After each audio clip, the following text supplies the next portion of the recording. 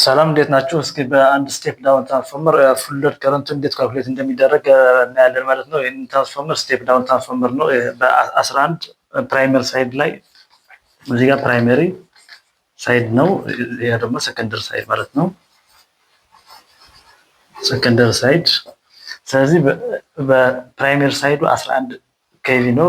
ሰከንደሪ ሳይድ ደግሞ 0.4 ኬቪ ወይም 400 ቮልቴጅ ማለት ነው። አፓረንት ፓወር ደግሞ 25 ኬቪኤ ማለት ነው አፓረንት ፓወሩ።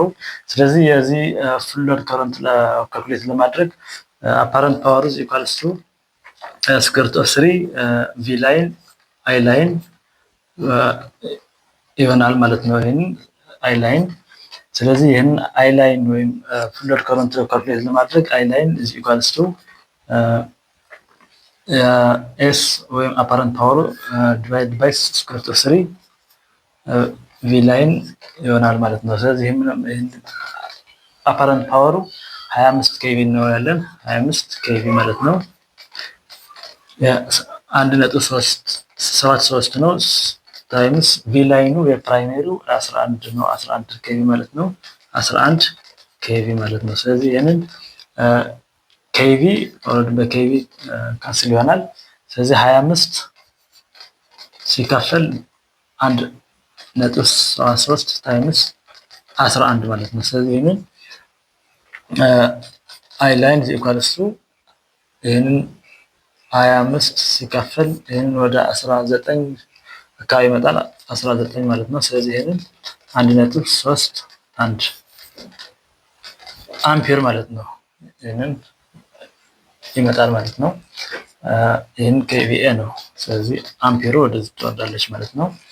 የፕራይመሪ ሳይድ ፉል ሎድ ከረንቱ በፉል ሎድ ታይም ማለት ነው 1.31 አምፒር ይሆናል ማለት ነው። በሰከንደሪ ሳይድ ደግሞ እንደሚታወቀው የቮልቴጅ እና ከረንት ሪሌሽንሺፕ በትራንስፎርመር ላይ ቪ1 ኦቨር ቪ2 ኢዝ ኢኳልስ ቱ አይ2 ኦቨር አይ1 ነው ማለት ነው።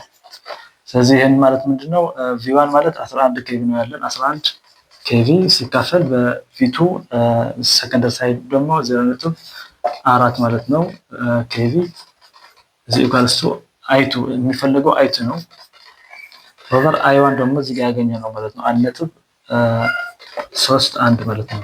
ስለዚህ ይሄንን ካልኩሌት ለማድረግ አይ2 ኢዝ ኢኳልስ ቱ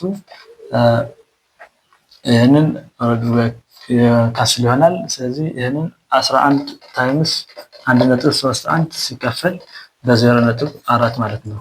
ስለዚህ አይ2 ኢዝ ኢኳልስ ቱ ይሄን ወደ 19 ይመጣል 19 ሲካፈል ለ0.4 ማለት ነው 0.4 ይሄንን ካልኩሌት ሲደረግ ወደ 36 አምፒር ይመጣል ማለት ነው 36 አምፒር። ስለዚህ በፉል ሎድ ታይም ላይ ሰከንደሪ ሳይድ ላይ ያለ ከረንት 36 አምፒር ይሆናል ማለት ነው። በፕራይመሪ ሳይድ ላይ ያለ ከረንት ደግሞ 1.31 አምፒር ይሆናል ማለት ነው። ቴንክ ዩ